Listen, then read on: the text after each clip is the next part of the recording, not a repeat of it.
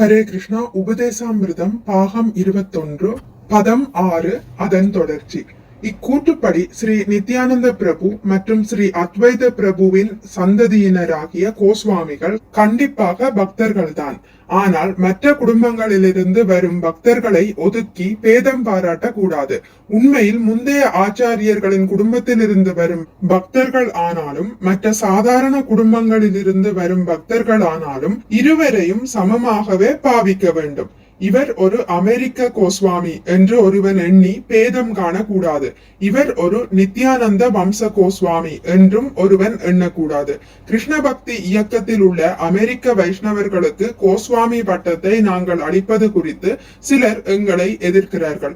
சில சமயங்களில் மக்கள் அமெரிக்க வைஷ்ணவர்களிடம் அவர்களது சந்நியாசம் அல்லது கோஸ்வாமி பட்டம் உண்மையானதல்ல என்று கூறிவிடுகின்றனர். ஆனால் இப்பதத்தில் ஸ்ரீல ரூப கோஸ்வாமி கூறுவதன் ஒரு அமெரிக்க கோஸ்வாமிக்கும் ஆச்சாரியர்களின் குடும்பத்தில் பிறந்த கோஸ்வாமிக்கும் எந்த வித்தியாசமும் இல்லை. அதே சமயம் பிராமண குடும்பத்தில் பிறக்காமலோ நித்யானந்தர் அல்லது அத்வைத பிரபுவின் குடும்பத்தில் பிறக்காமலோ ஒரு பக்தர் கோஸ்வாமி பட்டத்தை பெற்றுவிட்டால் தான் கோஸ்வாமி ஆகிவிட்டதாக எண்ணி கர்வம் கொள்ள கூடாது. பௌதீகமாக கர்வம் கொண்ட உடனேயே பக்தி தொண்டிலிருந்து கீழே விழுந்து விடுவோம் என்பதை என்றும் மறவாதிருக்க வேண்டும். திவ்ய விஞ்ஞானமாகிய இந்த கிருஷ்ண பக்தி இயக்கத்தில் பொறாமைக்கு இடமே கிடையாது. இவ்வியக்கம் அழுக்காறு அறவே அற்ற பரமம் நிற்பத்சரானாம் பரமஹம்சர்களுக்கு உண்டானதாகும். ஒரு வைஷ்ணவரின் உடலில் இருக்கும் குறைகளை நாம் பெரிதாக எடுத்துக்கொண்டால் அந்த வைஷ்ணவரின் பாத கமலங்களுக்கு மிகப்பெரிய குற்றத்தை செய்கிறோம் என்பதை நாம் அறிய வேண்டும். வைஷ்ணவரது பாத கமலங்களில் புரியப்பட்ட குற்றமானது மிகவும் ஆபத்தானது. ஸ்ரீ சைதன்ய மகாபிரபு இக்குற்றத்தை ஹாதி மாதா, அதாவது மத யானை குற்றம் என்கிறார். நல்ல நிலையிலிருந்தும் ஒரு தோட்டத்தில் மத யானை ஒன்று புகுந்தால் பெருத்த சேதம் விளைவிக்கும். அதுபோல் ஒரு வைஷ்ணவருக்கு எதிராக எந்தவித குற்றமும் புரியாமல் கவனமாக இருக்க வேண்டும். ஒவ்வொரு பக்தனும் உயர்ந்த வைஷ்ணவரிடமிருந்து அறிவுரைகளை ஏற்றுக்கொள்ள வேண்டும்.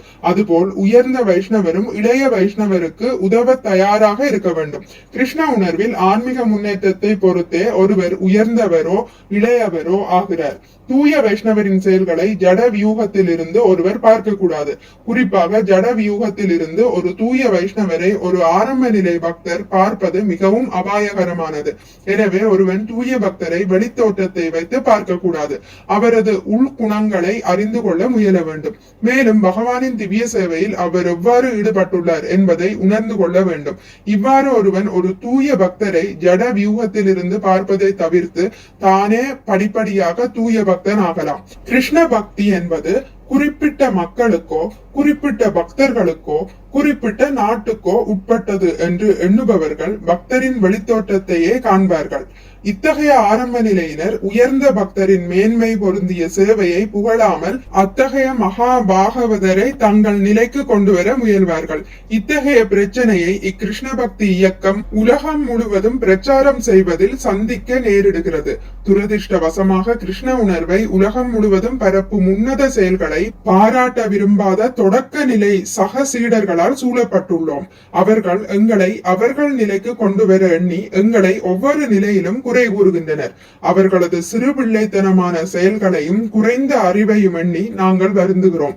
பகவானால் அதிகாரம் அளிக்கப்பட்ட ஒருவர் பகவானின் உன்னத சேவையில் ஈடுபடும் பொழுது அவரை சாதாரண மனிதனாக எண்ணக்கூடாது. ஏனெனில் கிருஷ்ணரால் சக்தி அளிக்கப்படவில்லை எனில் ஒருவரால் உலகம் முழுவதும் கிருஷ்ண உணர்வை பரப்ப இயலாது.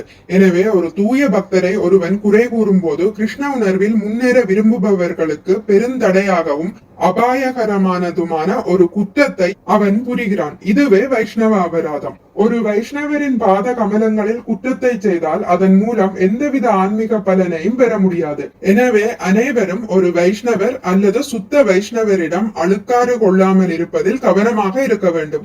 அதிகாரம் அளிக்கப்பட்ட வைஷ்ணவரை இவர் நெறிப்படுத்தப்பட வேண்டியவர் என்று கருதுவதும் குற்றமாகும். ஆரம்ப நிலை வைஷ்ணவர்களையும் மிக உயர்ந்த வைஷ்ணவர்களையும் அவர்களது செயல்களை வைத்து அறிந்து கொள்ளலாம். ஒரு ஆன்மீக குரு எப்பொழுதும் சீடரின் அறிவுரைக்கு இலக்காக கூடாது. மேலும் சீடர் அல்லாதவரின் அறிவுரைகளை கேட்கவும் அவர் முயலக்கூடாது. இந்த 6வது பதத்தில் ஸ்ரீல ரூப கோஸ்வாமியின் அறிவுரைகளின் சாரம் இதுதான். ஹரே கிருஷ்ணா. இத்துடன் முடித்துக் கொள்கிறேன். இனி அடுத்த பதிவில் பதம் 7 என்பதை வாசிக்கலாம். மிக்க நன்றி. ஹரே கிருஷ்ணா. உங்களுக்கு இந்த வீடியோ பிடித்திருந்தால் லைக் பண்ணுங்கள், ஷேர் பண்ணுங்கள், சப்ஸ்கிரைப் பண்ணுங்கள். நோட்டிபிகேஷன் பெல்லை அழுத்துவதன் மூலம் அடுத்த பதிவுகள் உங்களை வந்தடையும். பகவான் ஸ்ரீ கிருஷ்ணரை பற்றி கேட்டு மகிழ்வோம். ஹரே கிருஷ்ணா.